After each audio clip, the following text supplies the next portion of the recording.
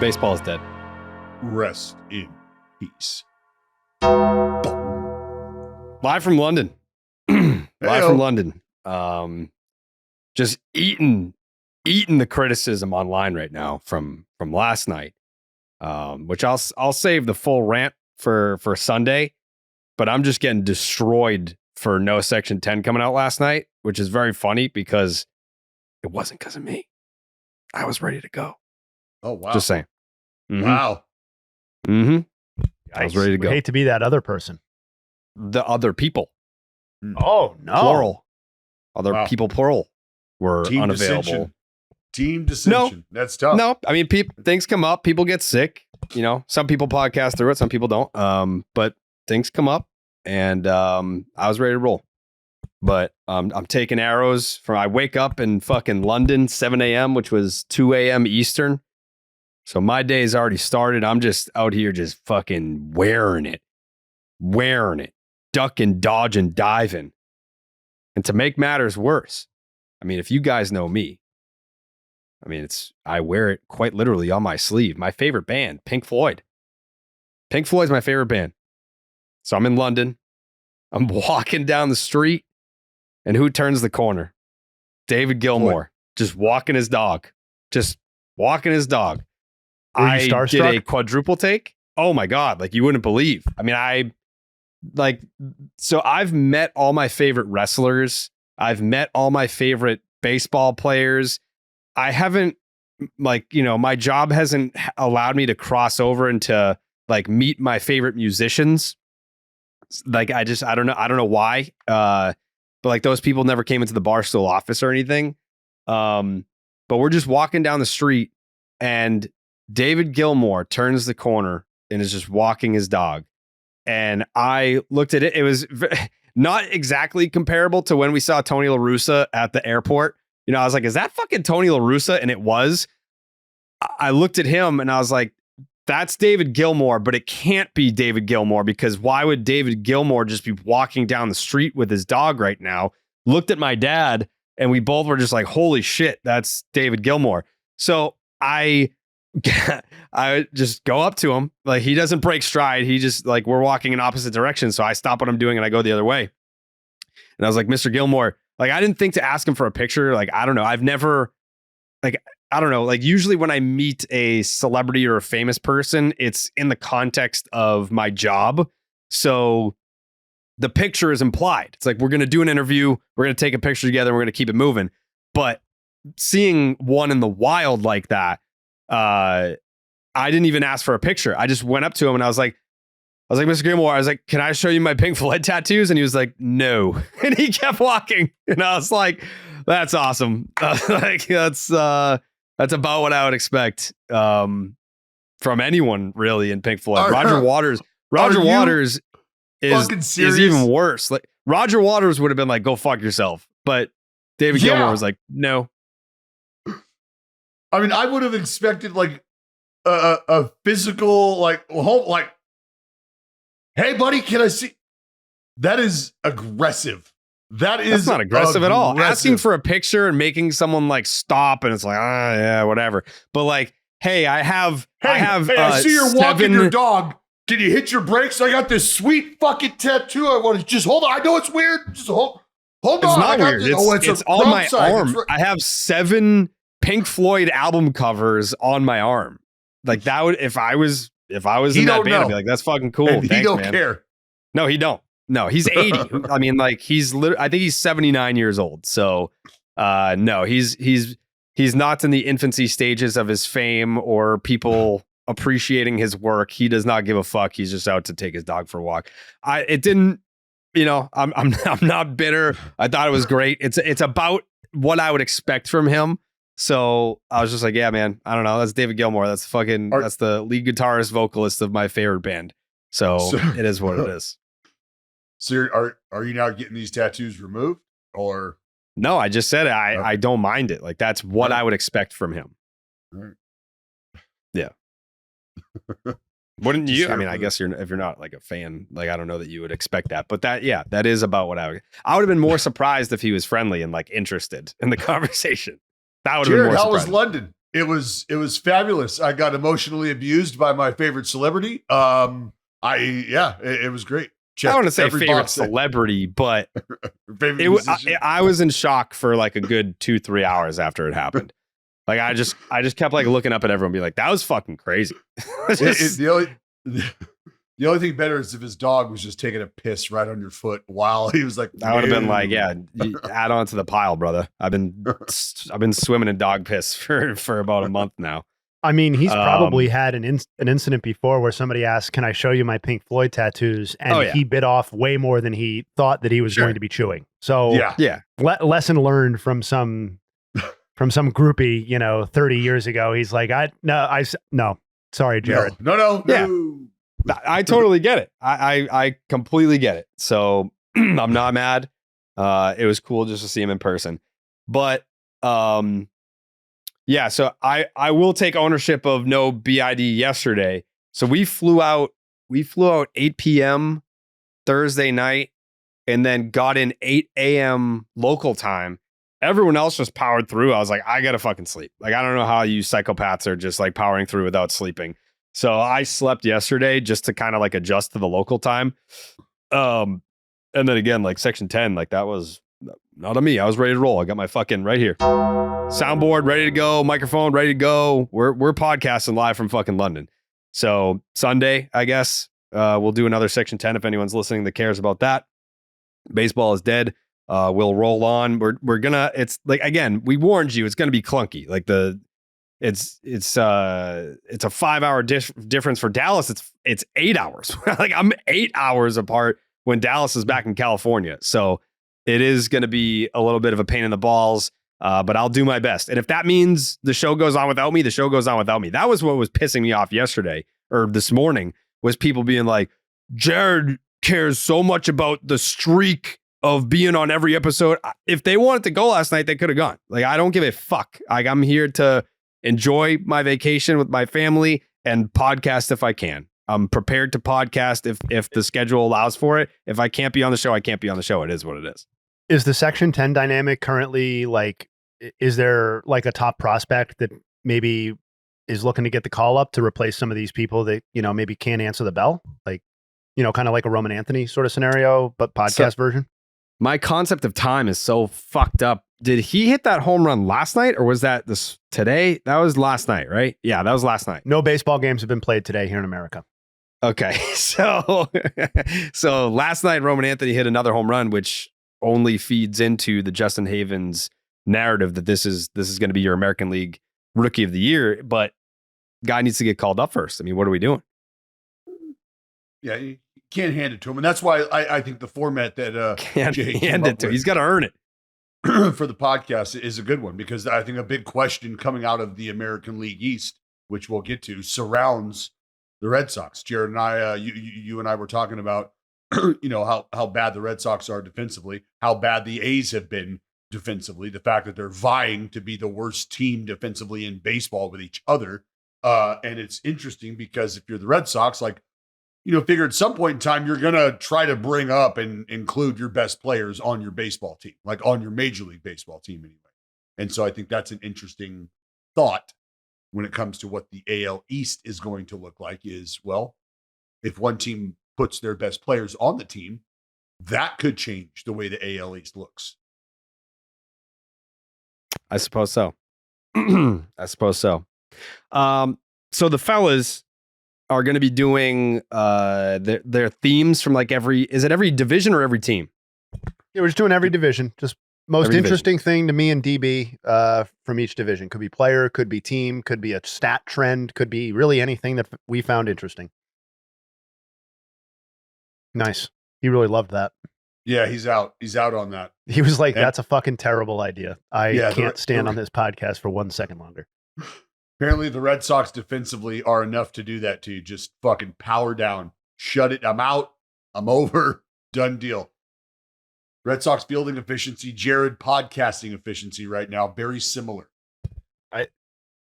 Kind of an awful lot of time spent talking about how ready he was to podcast for him to cut out 15 minutes into this podcast, right? No, I'm here for it. I'm absolutely I got all my ready. Equipment.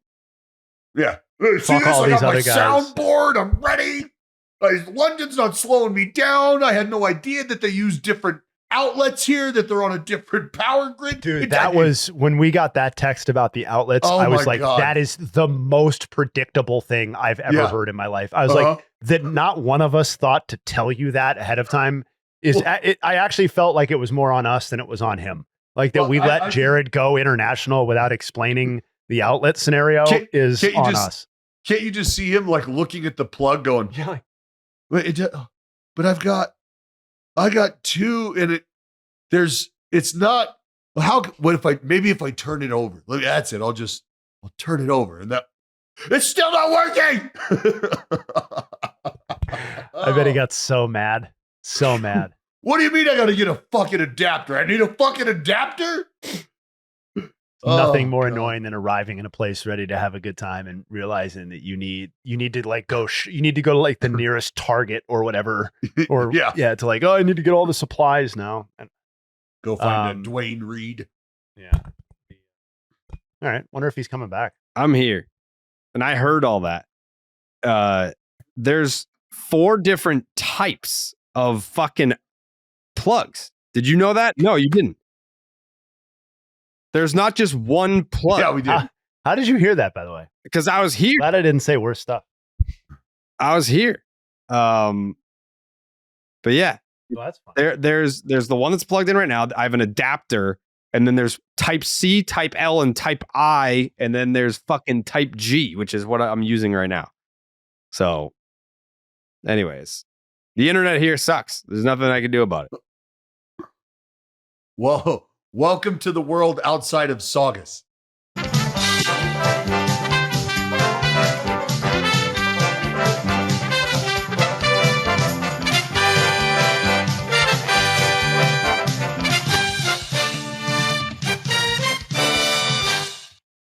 Welcome back to Baseball is Dead, Family Feud, International Edition. I'm your mate, Justin Havens. Jared joining us from his flat in London, in Folgate, London town. Real mistake by me to not have prepped a Family Feud that was all London themed. Maybe I can get that done. And you'll be there on Thursday next week, right? Still, I'll be here for the next 10 fucking days. Yeah, we'll do a London, Britain themed Family Feud next week. So be on the lookout for that. I believe Jared went first. Dallas went second last time. So Dallas, you are up first. Jared, you want to pop that top? Yeah.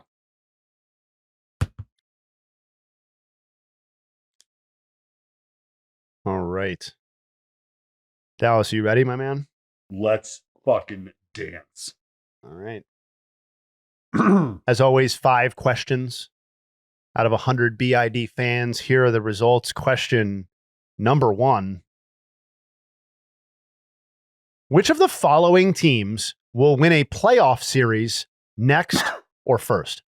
White Sox, Rockies, Pirates, Orioles, or A's?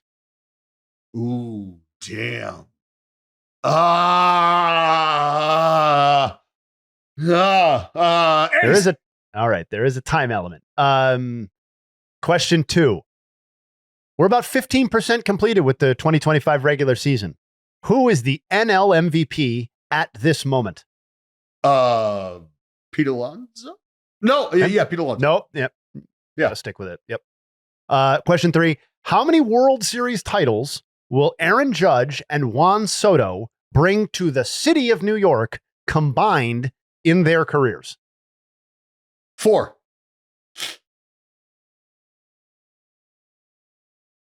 Question 4. Name the best closer in baseball right now. Oh my God. The Mason Miller. I was like, what are you doing? Just say Mason Miller. Question 5. How many Cubs players will receive a vote somewhere on the MVP ballot this season? Number of Cubs players. 1. Thank you. All right, Jared, put him back on, baby.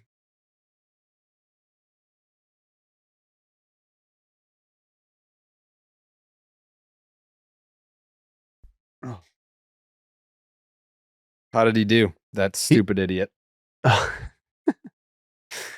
He did pretty well. He got 123 points.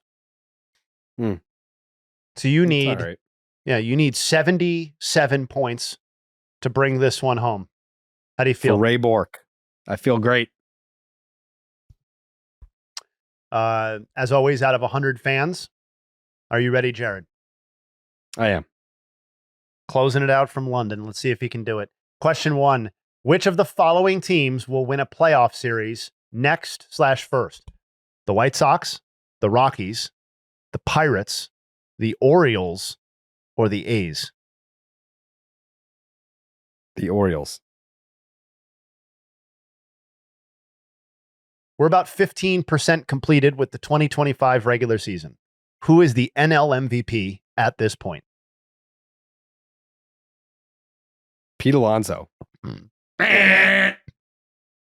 Fucking motherfucking fucking Lindor.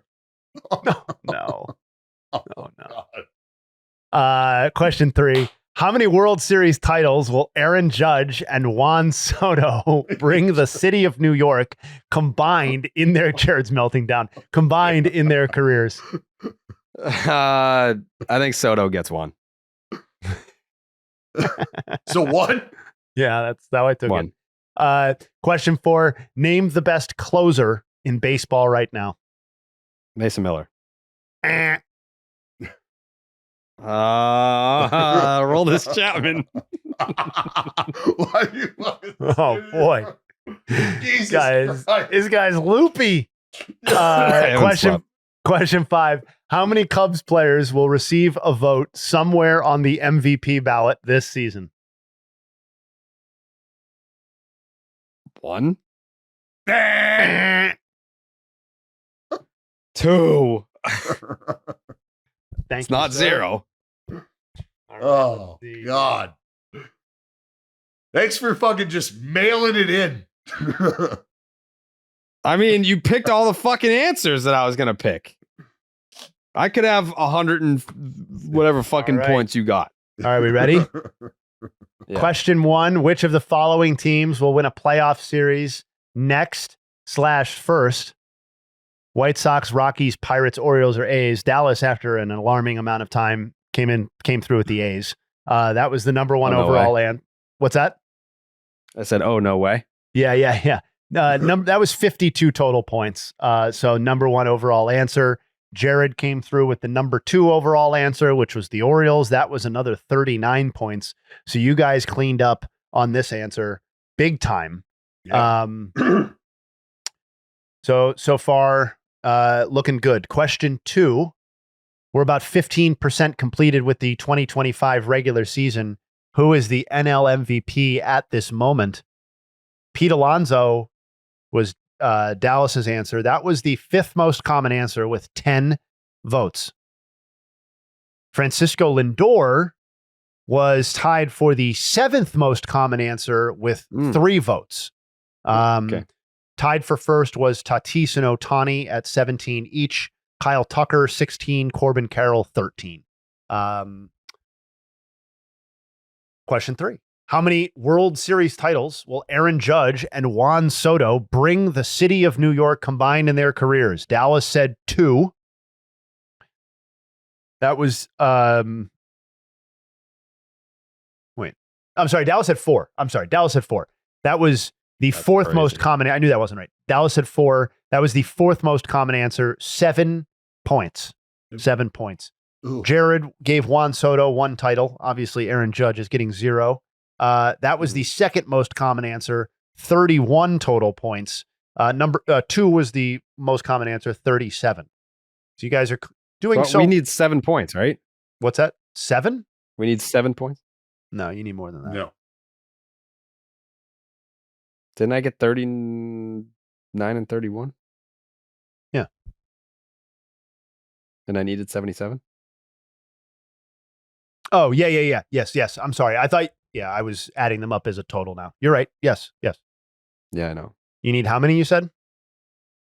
7? Uh-oh.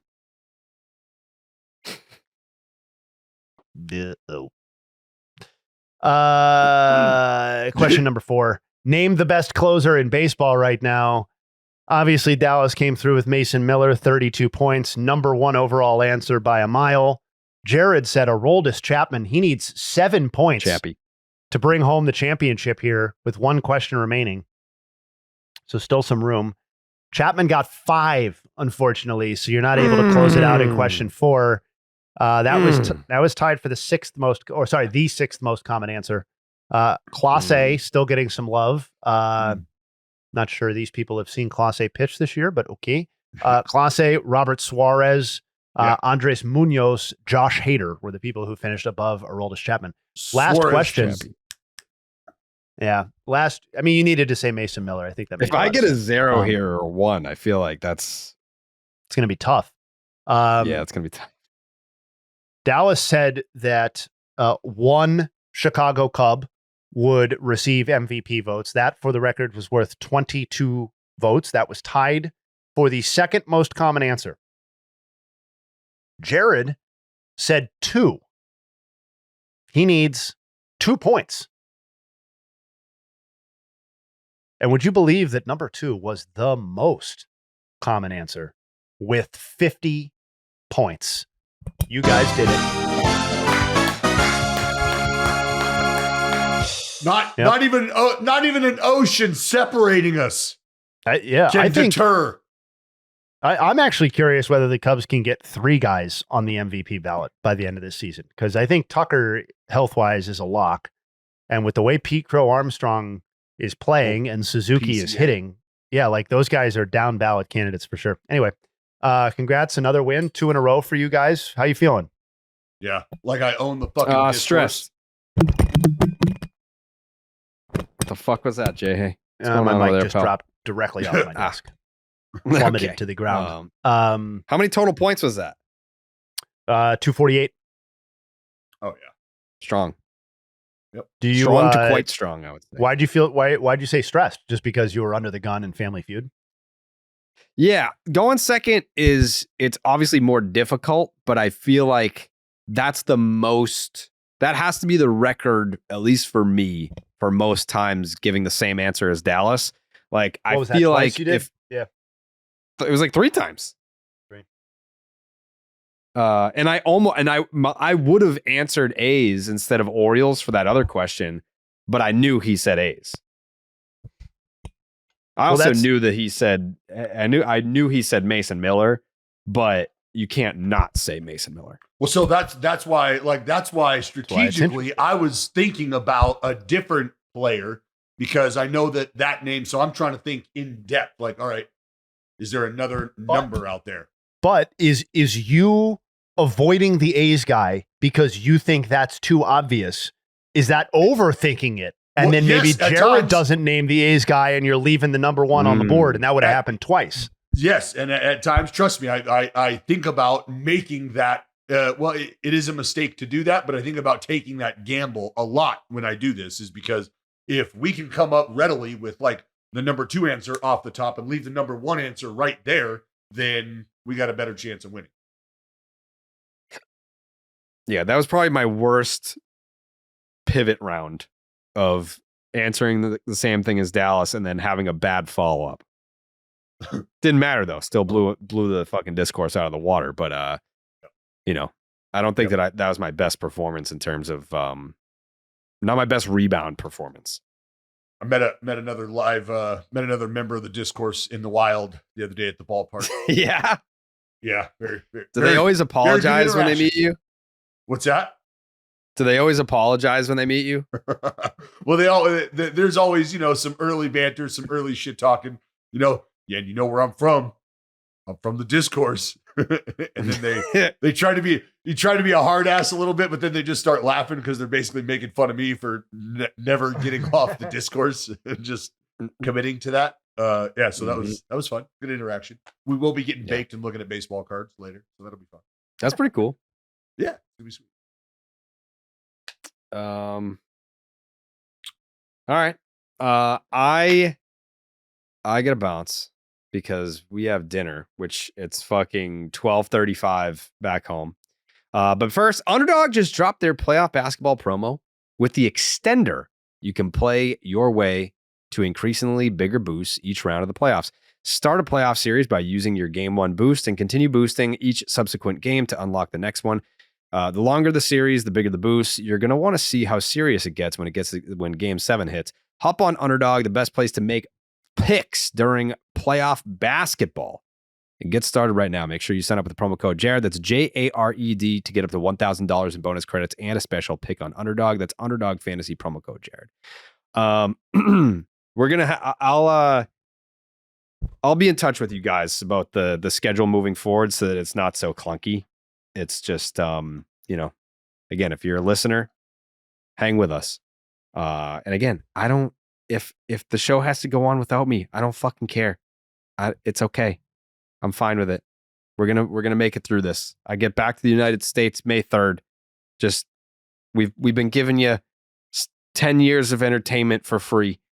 Stop yelling at me, okay? I'm on a family fucking vacation. I'm doing my best to entertain you and these people in the UK at the same time. Just give me a fucking break. That's all. Have a soft spot in your heart, huh?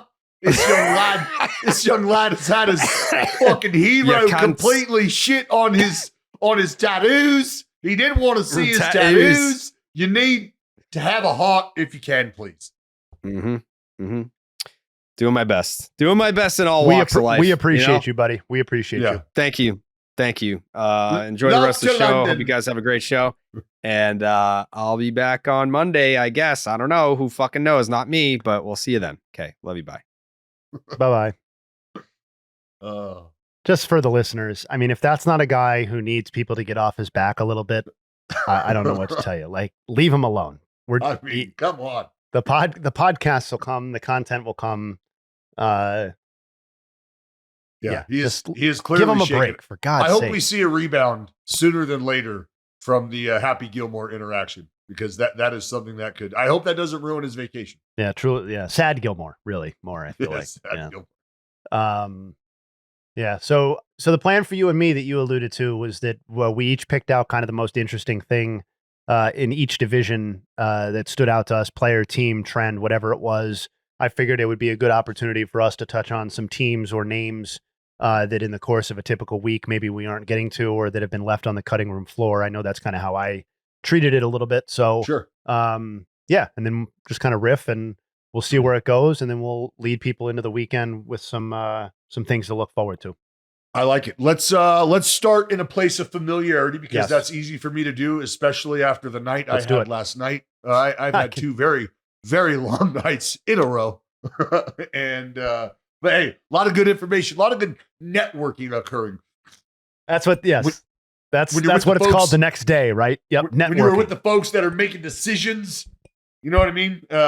You got some good interaction, good back and forth. But let's, being on the West Coast, let's start in the American League West. I think it's going to be obvious maybe where I'm going.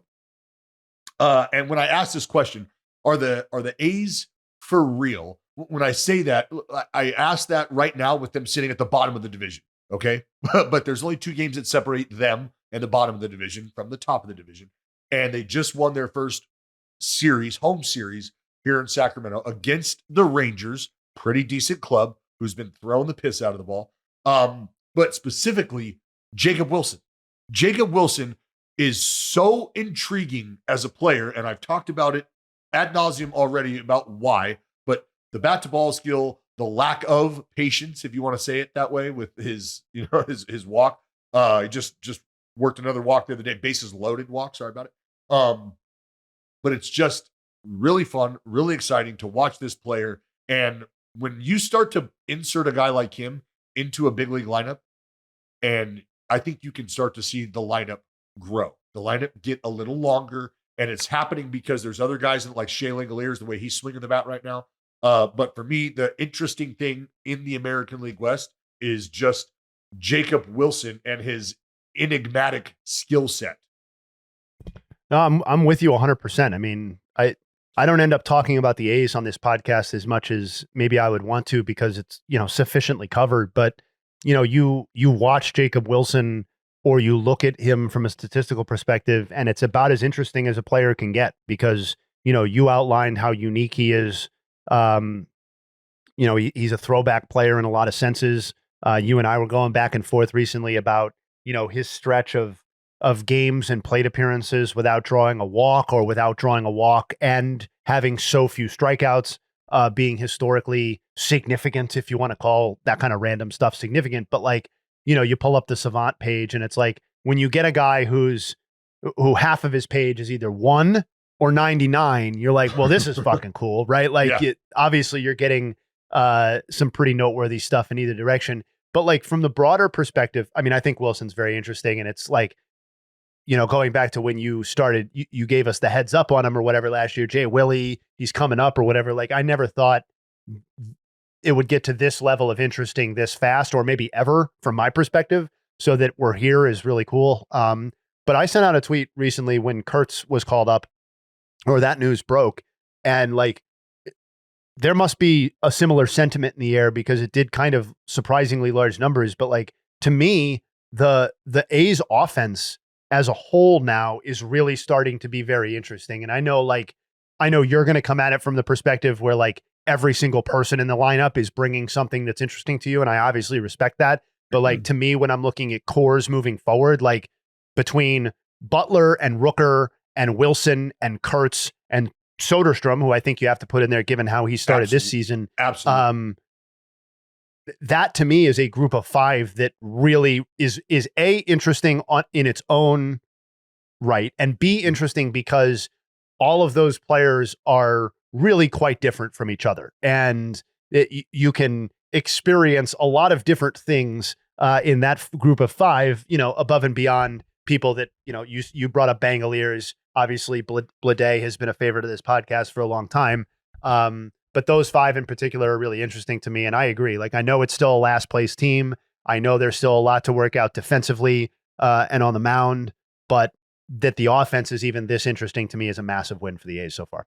I couldn't agree more. The last thing I'll say about it, because I know that there are a lot of A's fans that listen. And I said this on the air, and I can respect the train of thought that says it's a good problem to have talent that is forcing you to make decisions.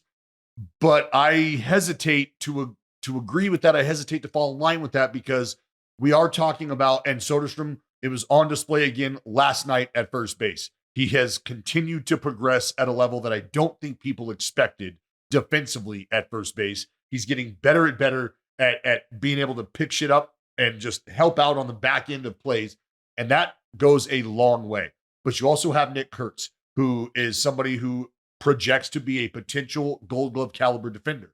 So instantaneously, Sodi, see it, you're going to left field. Well, what does that do for the outfield shakeup? We're going to see Andujar at third base. Is Rooker going to be in left field or right field with more regularity? Tough to see him in right. We got the Law Dog out there. So how does that all work? So for me, it's not necessarily the good problem to have. It's going to be interesting at the least to see how they start to move this roster around, how they start to flex the roster.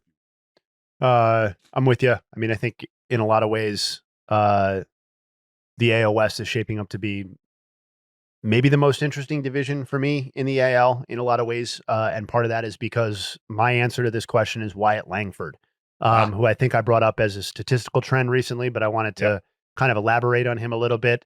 1.023 OPS since September 1st of last season. That's the 4th highest in Major League Baseball behind Judge, Tucker, and Ohtani. So let that digest for a second. That's where Wyatt Langford is producing at. So that's interesting to me for 2 reasons. A, this is an elite level prospect who had a lot of buzz going into him last year, and the shape of his season left you very excited about this season, while also wondering how much of it is real, because as a baseball player, like sometimes there are guys who put up stats in September and it's because they're beating up on a particular type of player who maybe wasn't in the major leagues March or April through August. And then there are September breakouts that are absolutely real. And given that Langford his OPS is 1070 this year, 321, 409, 661, and 66 plate appearances, you have to be at least reasonably encouraged that September was real and that we're looking at a superstar, basically. Jay, he was just in my backyard for the last 3 days, 4 days. And the dude's he's a guy.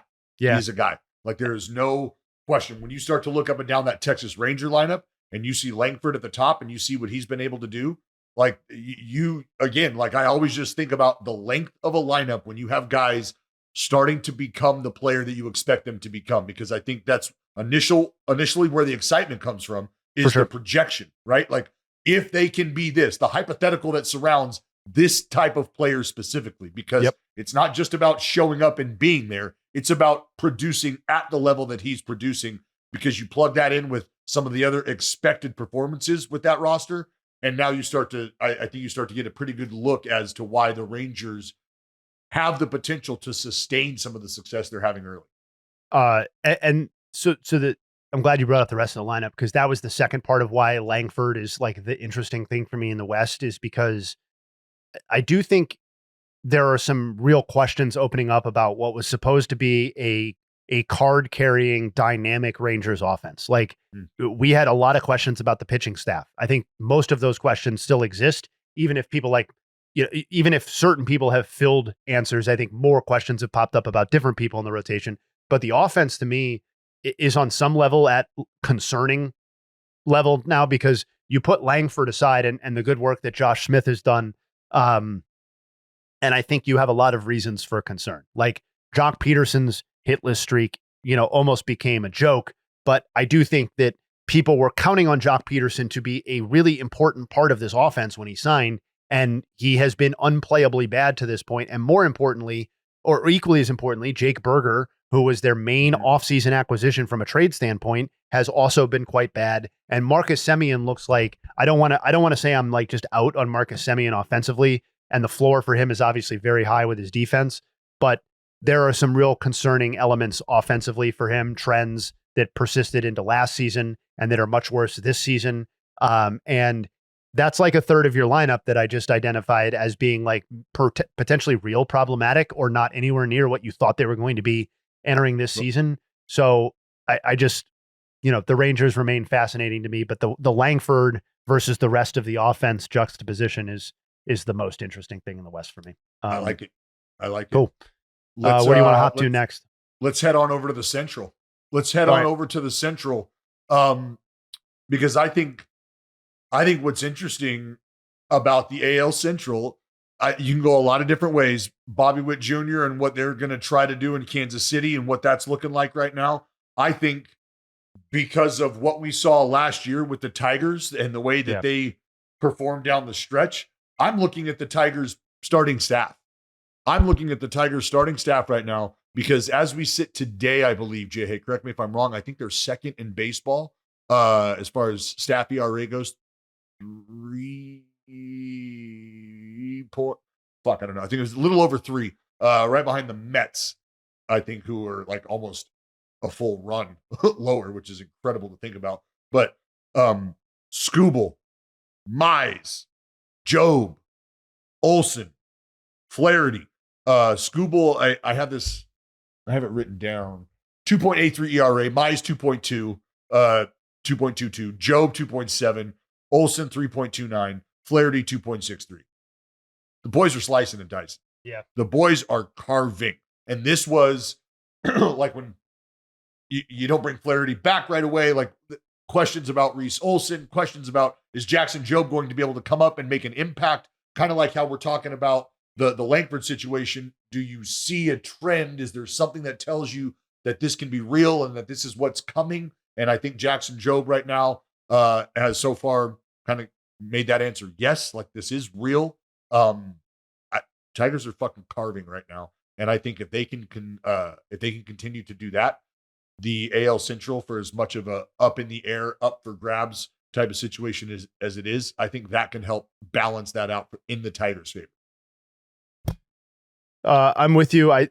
My answer was also the Tigers. It's on the offensive side of the ball, however, because I'm just completely fascinated with Spencer Torkelson's season and what's going on there. Like, we were talking about Langford just a few moments ago, and like that's an example of a guy who took like a second before he acclimated to the big leagues. in the way that you would want a top prospect to do that. And Torkelson is the exact opposite.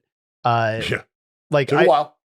If you were still holding out hope for Spencer Torkelson, then all I can do is applaud you, because I think I was certainly out. I think he'd given even his most optimistic supporters plenty of opportunity to get out. I mean, we were talking about basically 1,400 plate appearances entering this season, where he was a below replacement level player, and at the offensive level that they need him to produce at, just not anywhere close. And this season, it's literally like when Spencer Torkelson was drafted. What everybody had in their head is like the best case scenario was probably something like 260, 370, 570, right? And that's exactly what he's doing this year, because he was never going to be a batting title guy. So that's never what Torkelson was drafted as. And this is what it is, though. That's a 944 OPS and a 172 OPS plus.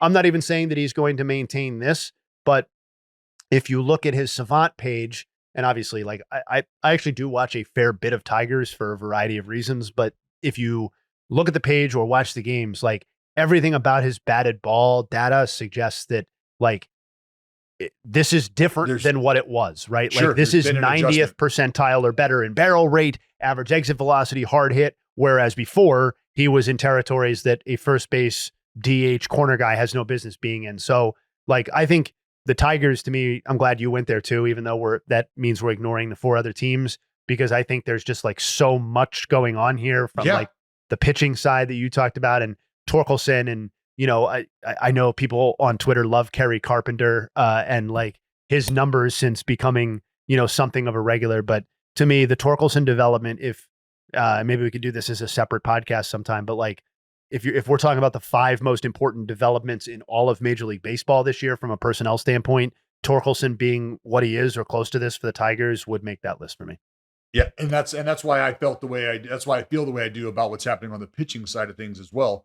Just simply because these are guys who are supposed to be a part of what's happening in the future. And that future, that time, that window, if they're performing, is right now. And I always talk about how the window is ever closing. It never feels like you're able to like widen the window. You get to a point where your roster looks a certain way and you almost hit the button, and then from there the window just starts to close. And it feels like if these guys are able to do what they're doing right now, they are pushing that window. They are pushing that window up. They are creating more space for this team to get better and this offense to grow behind them. And that's what you need. You need an opportunity for your offense to grow. How do you do that? Zeros on the other side from the bump. And that's what's happening right now. All right. That's the Central, AL Central. What do you want to do next? We can round it out with the American League East. And it's unfortunate that we don't have our little buddy with us, but Jake, we do have you here, my friend. And I'm just, I guess, maybe doing a little housekeeping here. Have the grown men ironed out the wrinkles is the question, I guess. Have the grown men ironed out the wrinkles? Because from what I understood, there were some grown men in the room that had some things that needed to be ironed out. And maybe that's preventing the Boston Red Sox from fielding the best baseball team that they could possibly field right now. That, for me, has to be one of the more intriguing things about this division, because, and maybe I'm brainwashed. Maybe I'm brainwashed listening to this, but from what I understand, there's a third of the Red Sox lineup that is in Pawtucket that doesn't need to be in Pawtucket anymore. They need to be in the big leagues. And when are the Red Sox going to put their best players on their big league team? Is that something that we're going to see sooner rather than later? And then from there, what can we expect? Because all I hear is how Roman Anthony is going to be vying for the AL Rookie of the Year crown, coming for that crown from Jacob Wilson. That, for me, has got to be one of the most intriguing things about this division. Jake, you want a chance to respond before I hop in? Yeah, I was just going to say, if Roman Anthony's not called up by the time Jared gets back from London, I may be off the show. Oh, God. We can't have that. We can't have that. No, we can't. I got to see it. I got to see something. Something. Show me something that says we're listening. We care. We want to win. I don't want to be as critical about this, like, because I'm obviously, I want the Roman Anthony thing to happen. I was also the same person who was advocating for them to sign Alex Bregman and like kind of create this positional logjam in the first place. So like, I feel a little bit hypocritical now, like, wagging my finger at this positional kind of overload situation that they have going on. But Good problem to have. Yeah. Well, yeah. This is the sort of anxiety that can be created from a good problem, quote unquote, which could then tilt it towards being an actual problem. But I just do think that Roman Anthony is reaching a point, and part of it is what is his actual production forcing the issue. The other part is that the pitch is reaching such a point about promoting him and it being ridiculous that he's not being promoted, that I do think that kind of stuff eventually makes its way to the actual team or to people around the team. And at some point, like, if this is your best prospect and you're trying to win baseball games in the present, which was always what I went back to with the Roman Anthony Rookie of the Year pick. And again, maybe it happens, maybe it doesn't. Jacob Wilson certainly making that difficult to start off with, already down one win above replacement or whatever. But but my core belief was that the Red Sox are trying to win baseball games this year, and that the margins in the AL East are going to be way too tight for them to be fucking around for too long if Roman Anthony proves to be one of the best players on the team, and he is proving that to be the case right now. Christian Campbell also proving that by and large he needs to be on the Major League Baseball team as well. I know there's anxiety about where he's playing, but that would be my reaction there. My answer to the most interesting thing in the AL East is I went to a team that I've talked about very little this season overall, and I wanted to give them some love, and it's Jonathan Aranda on the Rays, who, we do the Red Sox justice. We talk about the Yankees. We've done the Blue Jays Vlad stuff. We just broke down the Orioles, which I thought was a great convo from us, patting ourselves on the back. Good job. Good job by us. But Aranda and the Rays, but Aranda specifically, Langford is popular because he was a elite prospect who broke out and everybody expected it and wanted it to happen. Aranda is interesting because I know that he was the baseball world was at some level of buzz about him entering the season, like from a fantasy perspective or like breakout lists and that kind of stuff, but certainly not coming with the pedigree that a Wyatt Langford has. But oh my gosh, like there's nothing.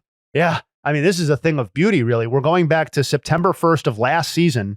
He has a 925 OPS. So it's not all a product of a hot start this year, although that is obviously a part of it. That's the 10th highest mark in Major League Baseball. 10th. So he's got an OPS north of 1,000 right now, right? Yeah. Fourth highest slugging percentage in the AL, behind only Judge, your boy Soderstrom, and Ben Rice. His OPS is 1.017. That's the third highest, behind only Judge. And I'm the Mullins guy tonight. Cedric Mullins. But yeah, man, I just like the Rays. It feels lazy to be like, oh, the Rays have done it again, right? But like, there was a lot of attention being paid to different parts of this roster as potential, like Junior Caminero was a breakout candidate. Like Brandon Lau has obviously been very productive for a long, long time, but that they have found a guy like Aranda that looks like a middle of the order force in the classic Rays way, to me is just fascinating. And then, I'm not going to name 18 different things, but that they have maybe the fastest man in baseball now on the active roster as well. So fun. Yeah. So you start to mix in like the unique profiles of a Chandler Simpson, a Jonathan Aranda, Junior Caminero's like very unique, offensive profile as a prospect, young player type of thing. And then even the guys with the flaws on the team, like Christopher Morel, are still fundamentally interesting, right? Because they're still kind of like that, oh, but what if element to Christopher Morel, or like that Yandy Diaz is so extreme in a lot of the ways that he swings the bat or stuff like that. So just shout out to the Rays, but Aranda specifically was my answer. So that's the AL. Yandy, just the fucking biggest leadoff hitter in the world. Yeah. Yeah. Just you show that leadoff hitter to like a manager from like the 1950s or whatever, and Be like, what fucking sport is this? Yeah. So good. Well, that has been the tour through the American League. Jay, why don't you lead us off on our National League excursion? Before I do that, you know what I'm tempted to do? I'm tempted something? to tell you about Game Time. I love it. Yeah. Yep. When we were in St. Louis for opening day, I don't know if we've told you about this. I know you weren't there. You were handling your business as an A's broadcaster. But when we were in St. Louis, we decided that we wanted to go to the game kind of midway through. You remember that, Jake? Well, I remember you guys telling me about that. Yeah. So we went to the Cardinals game, got up there in the fourth inning, and you know what the best place to acquire those tickets was? It was absolutely Game Time. Game Time. Yep. It is last minute deals. You can save up to 60% off of buying last minute for sports, concerts, comedy, theater, or more. Make last minute ticket buying easier than ever by quickly highlighting the best deals in the stadium. And I got to tell you, I wasn't the one who used the Game Time app to purchase the Cardinals tickets, but I believe that was Jared. And he utilized that function because the vista that we had at Busch Stadium could not be beat. I mean, it was really tremendous. A totally different experience than I remember my experience being at Busch Stadium when I was there about a decade earlier. Save even more when you choose a section and let Game Time choose the seats. All in pricing, you can toggle this feature, shows the total upfront with no surprise fees at checkout. You get a panoramic view from your seat in the app before you buy. You can see what you'll be looking at. Of course, Game Time has the lowest price guarantee, or they will credit you 110% of the difference. That's more than 100%. That's a lot. It's like when you hear the athletes say, giving 100%, 110% of my effort. It's like, wow. Game Time's doing that. Your purchase is covered with the most flexible customer service policy in the ticketing industry. Take the guesswork out of buying tickets with Game Time. Download the Game Time app, create an account, and use the code BID for $20 off your first purchase. Terms apply. Again, create an account and redeem the code BID for $20 off. Download the Game Time app today. Last minute tickets, lowest price guaranteed. Game Time. All right, NL. You want me to kick us off here? Let me kick us off. I do. Here. You're batting lead off here through the NL. All right, NL West. We're going to start on the West like we did last time. I feel like, not that there isn't plenty left to pick on some of these other teams, but I feel like given the way that these teams have started, I feel like I've talked about the Giants. I feel like I've talked about the Padres, and we always talk about the Dodgers. But the team and I'm not going to talk about the Rockies, but the team that I will be talking about is the Arizona Diamondbacks, and it's a good and a bad scenario here because this offense is absolutely dynamic. I believe it is third overall in runs scored in Major League Baseball right now behind the Cubs and the Yankees. There are individual player contributors that I think are both very interesting and happen to be their most important players from a contribution standpoint. You have Corbin Carroll getting back to or ascending to, for the first time, an MVP caliber contribution. I think, I agree that Tatis, I don't know who said it. I think I saw online the other day that someone posited that Tatis is the biggest threat to Ohtani from an MVP candidacy standpoint. I'd probably agree with that. I think it's 1 and 1A with Corbin Carroll and Fernando Tatis, though. Really? I do. Because I at the end of the day, I still believe that the Diamondbacks are going to be that second team in that division. And I think for better or worse, Corbin Carroll doesn't come with, I think there will be voters who might hold some things against Fernando Tatis. I'm not necessarily one of those people, but that's kind of an aside here. But sure. Corbin Carroll, Pavin Smith, Josh Naylor, who makes me extremely bitter.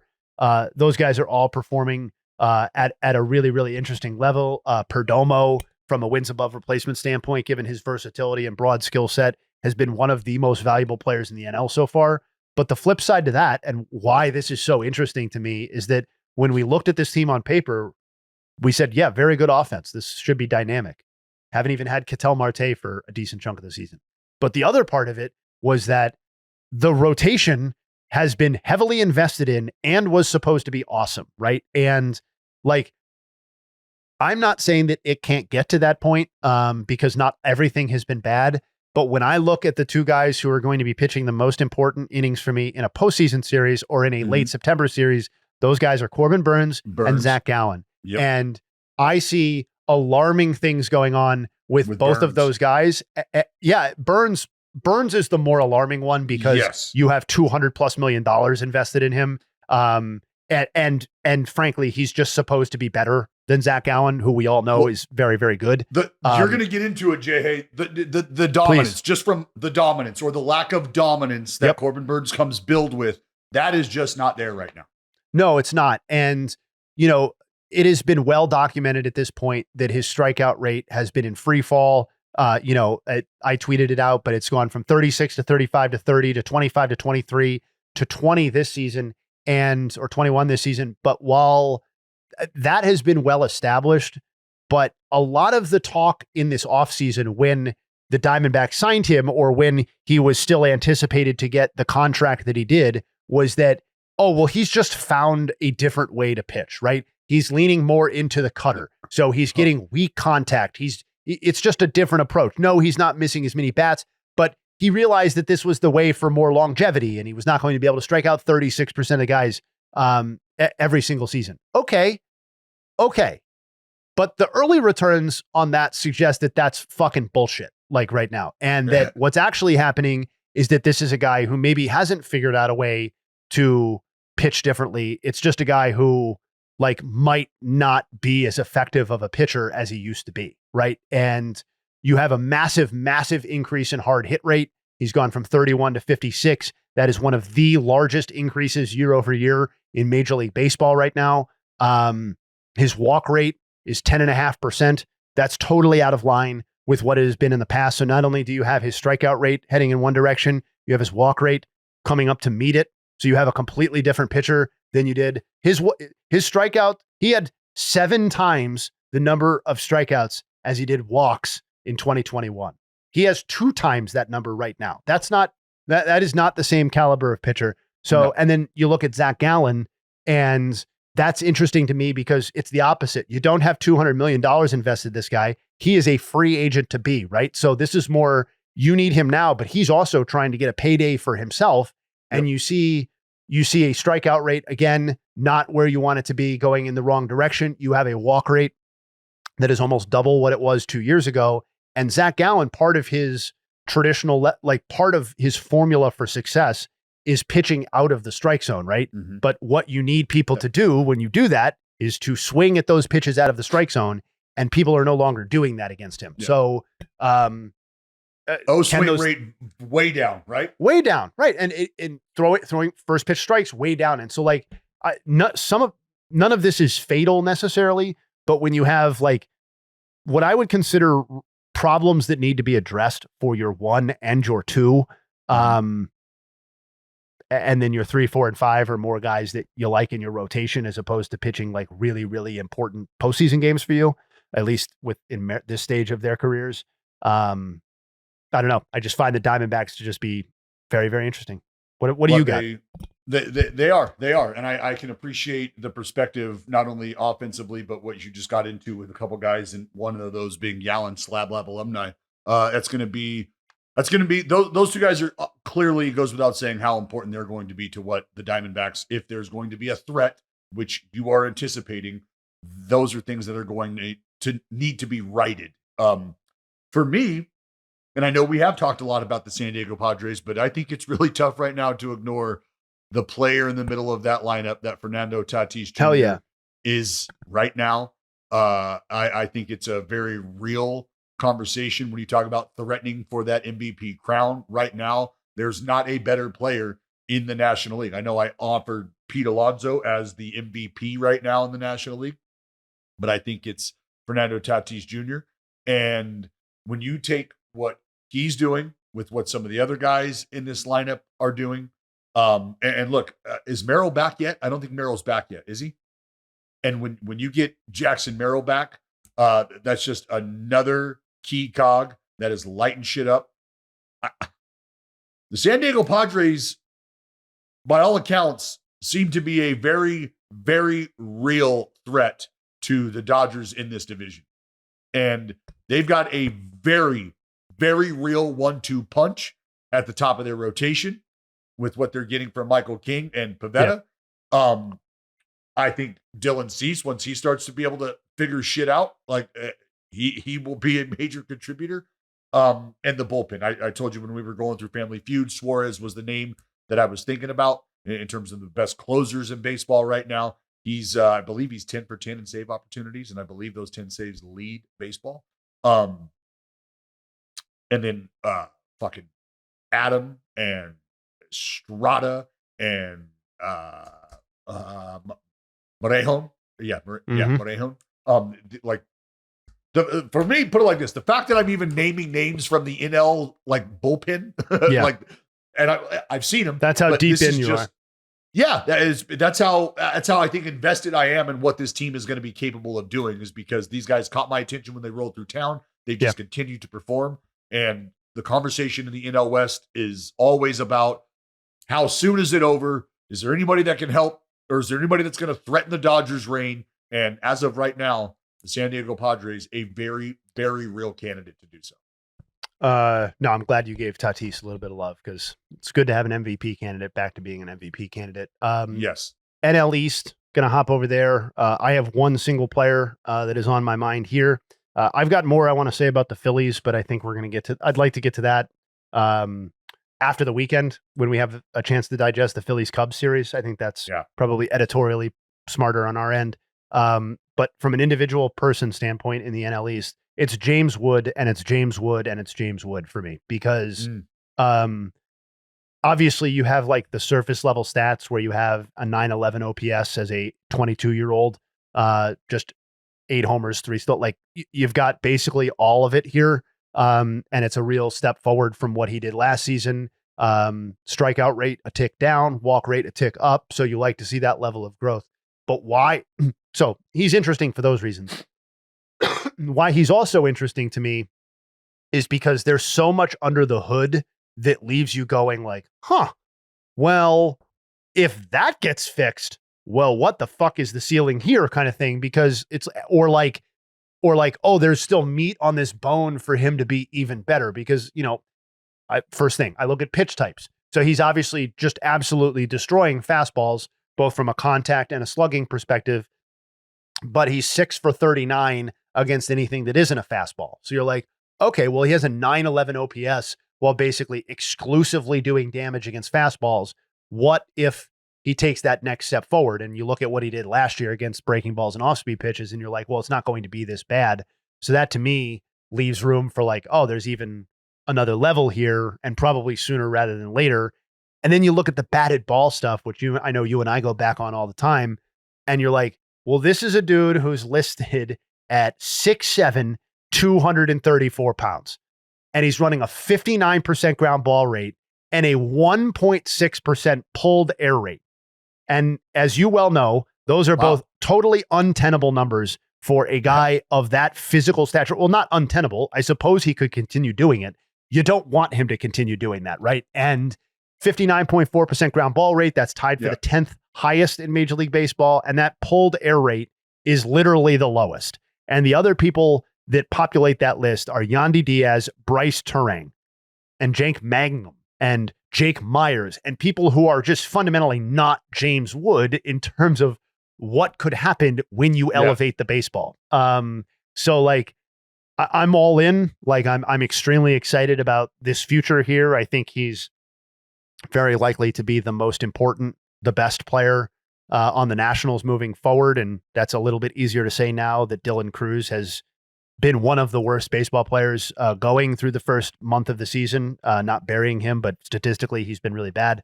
It is what it is. Yeah, it is what it is. But, you know, the James Wood thing is just so much going right, and yet so much that could still go more right, I guess. Well, it is scary. It is scary to think about a dude of his size and the power potential that he comes with starting to, but that's what becomes fun with stuff like this though, for me, Jay, is what that starts to look like, how that starts to present itself, like the growth, right? Because I think there's going to be times, and I always talk about this. I talked about this with Matt Chapman. I talked about this with Shea Langoliers, and I think it rings true for a lot of guys.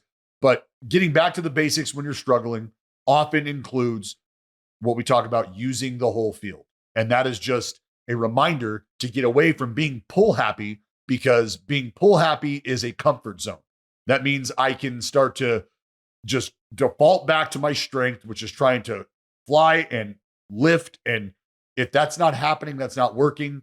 Well, what are you doing? What are the adjustments to be made?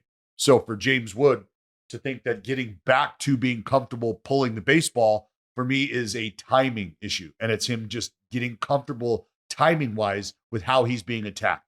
Because if you're a power hitter, you've heard guys talk about the difference between new age and old age approaches, old school approaches. You know, a line drive driven swing creates home runs. That's a byproduct of being able to repeat this swing. So if he starts to get comfortable with catching baseballs out front, look the fuck out. Look the fuck out. What do you got? AL East. NL East, right? NL East, baby. Sorry. Yeah. The New York Mets pitching staff, the starting staff for the New York Mets has been lights out. On Griffin Canning. Griffin Canning is fucking dealing, right? Kodai Senga is fucking deal. Kodai still have a sub-1 ERA.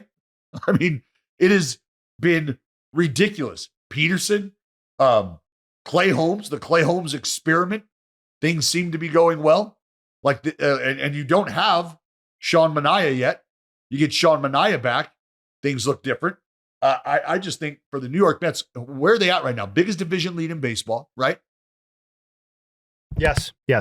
And I don't want to say it doesn't have anything to do with Juan Soto. He's obviously a part of what's going on, but we talked about Pete Alonso and his offensive production and what he has helped turn that lineup back into.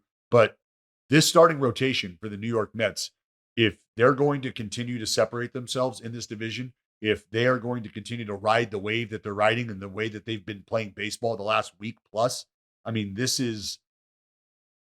gives you a lot of warm and fuzzies if you're Uncle Stevie and company, because this is what has been missing. This is what has not been present for the New York Mets. You can go back to the DeGrom and Matz and the Syndergaards and just a lot of hypothetical success waiting to be had that was never really truly realized. And I think this is an opportunity to get a little closer, just to get back to that, because these boys are fucking dealing. Tyler McGill, everybody in this rotation is fucking carving. Yeah, I sort of, I feel like I kind of ranted a little bit on the Mets, so I don't want to belabor that. The one thing I will say, I'm glad you brought up Griffin Canning, because one thing that struck me was that he was dealt from the Angels to the Braves in the Jorge Soler deal, was then non-tendered by Atlanta, signed by the Mets, and then has gone on to do what he's done in, 20 whatever innings, but like that matters. That's for your division rival instead of for you, right? Mm-hmm. That's just one of those transactions that it's like, oh yeah, nobody really cared about that, but kind of care now, right? Given that Atlanta could use some pitching and that it's directly benefiting the Mets, who have now, as you said, opened up the biggest division lead in the sport, and 7.5 over the Braves specifically. Yeah, I mean, listen, if the Phillies and Braves are more flawed than we thought, or the Braves dug themselves a big enough hole / the Phillies are more flawed than we initially thought, there's really no reason why the Mets can't just go basically wire to wire. Yeah. Like, and I'm not saying it's going to happen. I don't think the Phillies are done, but the way that the first 25 games have set up, there's the run differential. Like, the Mets are the only one in the positive direction, and they're well into the pot. Like, they may just be the best team in the league or in the division, and that's without any additional work that they do to supplement the roster moving forward. My answer in the NL Central, I think there are a lot of ways you could go. I almost went with the Cruz brothers, because what O'Neill and Ellie De La are doing right now is, it's what you watch the sport for, basically. Yes. Yep. But that's not where I went. Maybe that's where you went. I went P. Crow Armstrong, just because obviously Kyle Tucker's arrival there has been an attention grabber, but like maybe I was a little aggressive when I referred to him as a legitimate NL MVP candidate or a guy who could get votes, but I kind of really do believe that because since August 1st of last season, he's 6th in Major League Baseball in wins above replacement. Judge, Carroll, Witt, Lindor, Ohtani. Those are the only people ahead of him. We know the defense is top of league. It was last year. He's currently tied for the league lead in outs above average at any position. He is one of, I believe, 3 players in baseball with 5 or more homers and 10 or more stolen bases right now, in addition to Ellie De La and O'Neill in the division. And going back to that August 1st date, his slash line is 288, 338, 496, which is admittedly not a traditional MVP candidate slash line. And I don't actually anticipate him winning an MVP at any point. But if we're talking about literally the best defender in baseball and a guy whose OPS is comfortably into the 800s, that is an MVP candidate. Like that is what it is. And so maybe his offensive profile stays like it is. Maybe it doesn't. But I think there's enough optimism here from the growth that he showed throughout the course of last season and into this season to complement the incredibly high floor almost does a disservice to describing his defense. But that combination to me is just super dynamic. And that they got him for like the Javi Baez rental with the Mets is just an all-time, like if we're talking about best deals made in the last 10, 15 years, like it's not going to be number one, but Pete Crow Armstrong for the rest of Javi Baez's season is going to be an all-timer trade for the Cubs franchise at the very least. It really, like, he is such a fun player to watch. Very rarely, I mean, there's few guys who outrun the baseball on the defensive side, and Pete Crow Armstrong outruns the baseball. He makes getting behind the ball, playing through the ball, he makes it look about as easy as it could possibly be. And that for me is really, really impressive. And you start to combine that with what you're talking about offensively, Jay, and you have a guy who is a very unassuming juggernaut type almost. I mean, per Baseball Reference, if you look at what he's done since the start of 24, per 162 games, he's at 4.5 wins above replacement. And that's with all of the flaws that we were talking about. Like his slash line to get to that point is 249, 297, 420. He has a sub 300 on base percentage, and he's been a 4-win player in over 149 games. So like, again, that's the floor that we're talking about in his prime with his defense being like it is. And he has shown that there's more there offensively this year. He showed it last year. And when you combine that with all of the other interesting elements of the Cubs offense, and I almost felt like when all of us took the Cubs to win the Central this year, it was like, oh, more disrespect on the Brewers. Like, oh, we're going to fucking do this again. And it's like taking the more popular, richer Cubs team. And I did feel that on some level. I also felt like this is the overwhelmingly more talented team in the division. And that was with Justin Steele, but I still feel that is the case now. And so far, it does feel like the talent is playing up to that. Yeah, he's real. He's real. I think, I mean, you read me like a book when it came to the NL Central. And I think it's probably because you understand the affinity for O'Neill and Ellie being both of our MVP picks. It's interesting, I think, to put these players side by side because Ellie right now, little over a half a win worth of productivity for him in terms of WAR. I think it's 0.6. And for O'Neill Cruz, a robust 0.1.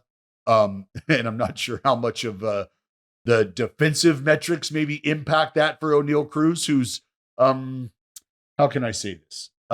Finding his way in the outfield, yes, if you will. But Ellie De La Cruz, as they sit right now, production across the board, very similar until you get to OPS. And that's where the gap is found between O'Neill and Ellie. O'Neill 906 OPS right now, Ellie 750, and that's the swing and miss right? Ellie De La Cruz has punted, I think he struck out 35 times to O'Neill's 25. But the power right in line, 5 homers for Ellie, 7 for O'Neill. I just think when you have two players with their skill sets that make the game they make it just look easier with things that they do. Like the easy power off the bat of O'Neill Cruz is something to behold. It is.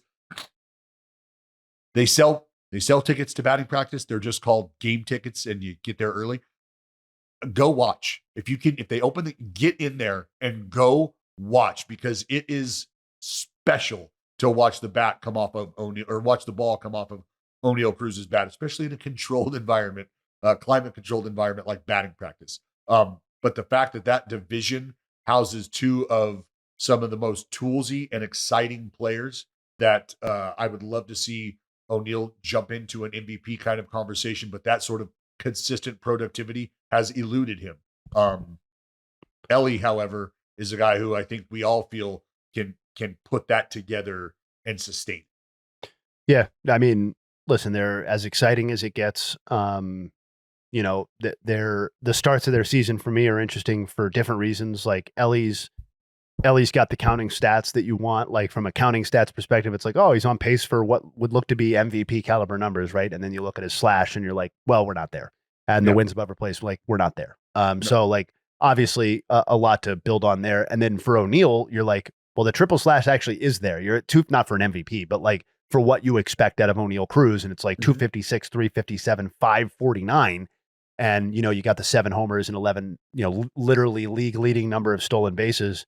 And then you already brought it up, so I won't go into it, but like, and then there's the defense, right? Like, oh yeah, but the defense, right? Yeah. And it's like, I get it that the Pirates are really kind of more of a collection of talent than they are necessarily, and talent in quotes, but like, than they are necessarily a baseball team that's trying to win the maximum number of games in 2025.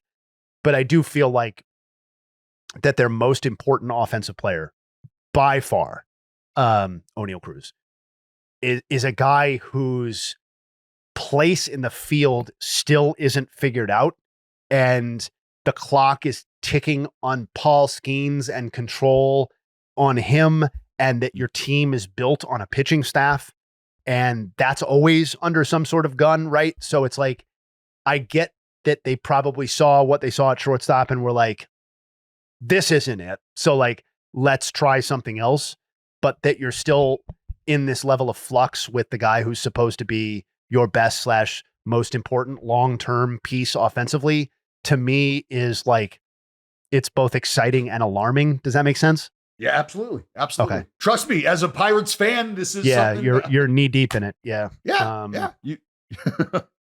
Anyway, I thought that was fun, man. I liked going through that. Yeah. And you know what? I think there's one more conversation that I'd like to just briefly touch on in the NL Central. And that is how, dare I say it, the trashiest division houses two of the game's best pitching talents. Paul Skenes and Green. Hunter Green. Yep.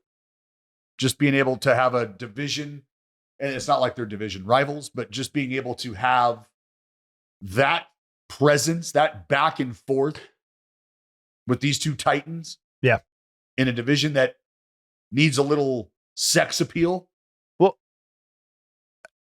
I think you're totally right. And I also think it's not even just about the division too. Like, I think historically you look at those two franchises also, and there's a real dearth of like top of line pitchers, right? In the, not that they literally haven't had any, but that the Pirates and Reds are not known for being pitching rich organizations in the period of time where anybody watching them right now has been alive. Right. So, that they have those two guys, I do think is, when a team that always churns out another pitcher has developed another pitcher, that's great. Right. But when you get a team who, like, when's the last time that the Pirates or the Reds, and I'm doing this off the top of my head too, but like, when's the last time that they had a guy that you would consider like actual top of league at like not good?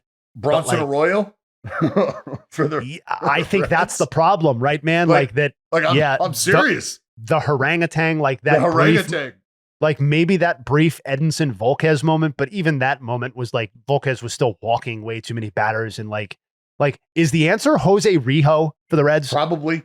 I think it might actually be Jose Rijo. So we're talking like Kid Colve? Yeah, we're talking like the better part of 40 years, 30 years for them. And then, it's really the kind of the same deal from the Pirates end. Like you have these brief moments where these guys look like studs. Like, Oliver Perez at his most unhittable, right, was certainly really cool. He was also like the most frustrating pitcher alive. Like, I think you may even have to go back even further for the Pirates, and I'm not going to do it because it'll be boring. Well, I mean, let's not forget Garrett Cole. We can't just blow past the fact that Garrett Cole was in the building. Okay, but What? Yes. Well, what? I guess he had 2015, but I guess like my thing with Garrett Cole. So yes, you're right, because he finished 4th in the Cy Young. There was really only one season where I ever got that feeling from Garrett Cole in Pittsburgh, though. And well, no, that's fine. But all I'm saying is you're right. His existence in the Pirates organization was totally real. That was real. He's a part of that. So as far as like the last time they had talent like that in the building, it is Garrett Cole. Fucking eon ago. It is what? No, it is Garrett Cole. You're right. The answer is actually probably Jose Rijo for the Reds, but you're right. It's Garrett Cole for the Pirates. And that's further backed up by the fact that when we were in Bradenton for spring training, Garrett Cole's name was mentioned in terms of like the level of hype and presence that Paul Skenes was having. Well, that was delivered. Yeah, that was the comparison. Is we haven't seen anything like this since that, and this is nothing like that. Yep. Yeah. Nice. Anything you're looking forward to this weekend? I mean, fucking Yamamoto Skenes. Dude, I'm setting an alarm for that to make sure that I'm awake. That's oh my god. That's how important that is to me today.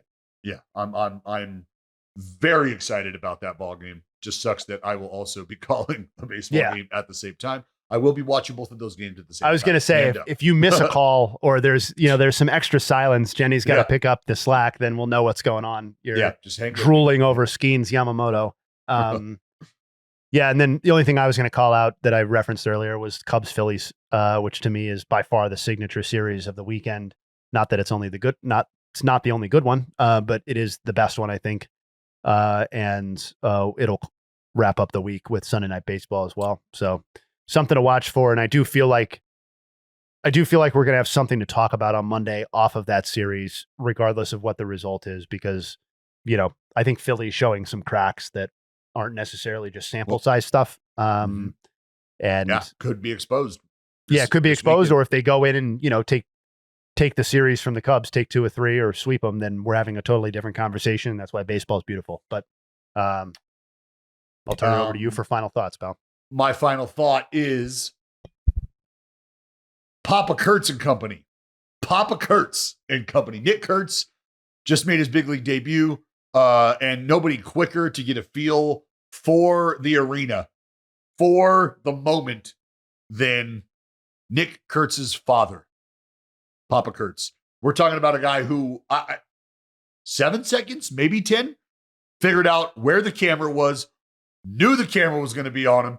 We even caught him as soon as the camera went on, the light went on. He hit his wife and was like, hey, right there. And just pointed right to us like he was looking like right. I mean, it was fucking epic. But from there, I mean, he's up. Nick Kurtz, first big league at bat, runners on base, RBI knock, and Papa Kurtz was up just waving the runner. Let's go. Have fun with it, right? It was great, man. It was great. And I made sure I went down and met him and the family and everything and just told him how much fun I was having watching them watch Nick. And last night, the entire Wake Forest baseball team was in the house as well watching. And it's just a really cool moment to think about. A year ago, this guy was sharing a locker room with those guys and was going to school with those guys. And now they're at his big league baseball game. Yeah, it's awesome.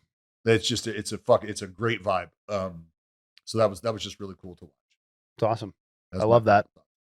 My final thought, fun with arbitrary endpoints. If you like power and speed, this year's Cubs team is for you.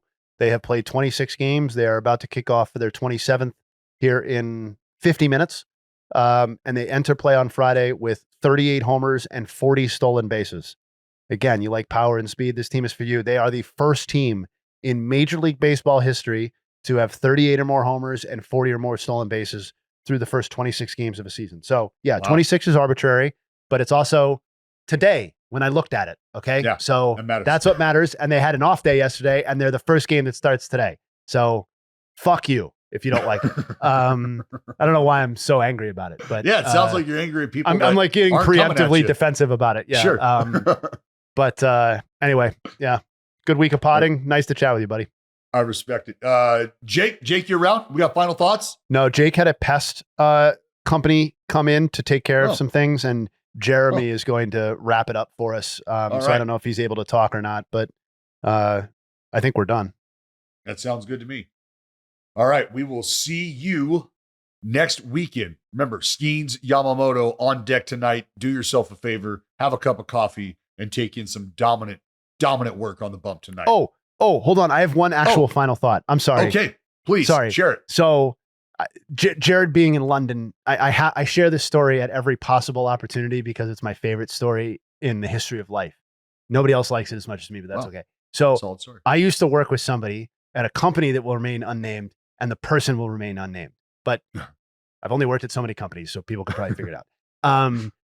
And this person took a vacation and went to London. Okay. Or England, mostly London, I think, for a week and a half, 2 weeks. It was just a vacation. Okay. She went there. She came back. Okay. Came into work. And from that point forward, had an accent? Not just an accent, man. Oh. Like was out of a Charles Dickens book, man. Like was going around asking for more gruel. Like it was like it is to this day. And then like we had she left the company and then somebody else left the company and somebody put together one of those like going away video montages or whatever of people saying, you know, we love you, have a great life or whatever. And yeah. And she sent one in and it was like, I had to get on like Google Translate. It was so thick. Oh my God. Are you serious? To the point where you're like, listen, if you're going on a 2-week vacation and you are coming home with a full blown native accent, you have a mental problem. Like something is going on there. And like, I've never been able to go more than a week without thinking about this because it's like, I've been to plenty of foreign places before. I've never once come back with a hint of an accent. And this person was like, it was like, she was Oliver Twist. I just what a random, not random, I guess, but like out of all the cultures that you could be a culture vulture with, like London is not. That's not. Yeah. I don't have that, bruv. Like I'm just gonna start throwing bruvs out there at you. All right, bruv. And to her credit, she moved there, so she lives there now. Oh, so you know what? Like Jay, you got to package that up and you got to deal with that yourself because she has made big adjustments. She has made the commitment. Tip of the cap. She was the one who said, if he gets elected again, I'm fucking out of here. And you know what? She packed her shit up and she left. She was like, I'm gone. No, we can't even tie it to that. I think the culture vulture thing is where it's at. I think she loved talking in a British accent so much that she just decided she had to move there. It's still one of the craziest things. Yeah. I'll still text people from that job and be like, remember so-and-so? Like, crazy. Anyway, that was my actual final thought because Jared being there reminded me of it. Tries on one pea coat, has 1 cup of chamomile and is now moving. I got to get the video sent to me again. Somebody that I used to work, somebody's got to have it and I'll send it to you. It's like the best thing ever. Oh, shit. Just like she talked like she was born, I think she was from Atlanta. Oh, no. Atlanta, so like you went from definitely an adopted Southern accent to now like holy shit, that is incredible. Yeah. That is incredible. Like I'll drop a shoots in every now and then. Like, and I lived in Hawaii for a year, so you tend to pick up the local vernacular. Sure, but individual words. Yeah, like I worked when we were around McQuaid all that time at ESPN. Like there were production phrases that I picked up that he used to say that I still say, but like that's not the same thing. That's no. Like, well, that was just. I mean that was that's like proximity. Talk. The other one's a mental disorder. Whatever. I'm sticking with it. We need to go. She doesn't listen to the podcast, so labeling this person because it went from this person shall remain to her, she, this. Yeah. We're gonna get a name soon. Let's just hold out. Veronica. It's not I can't believe Pam in accounting at ESPN is the culprit. No, there is no Pam from accounting at ESPN. No. All right. Well, ESPN. That's it. We will see you next week. Enjoy a great weekend of baseball. Wow.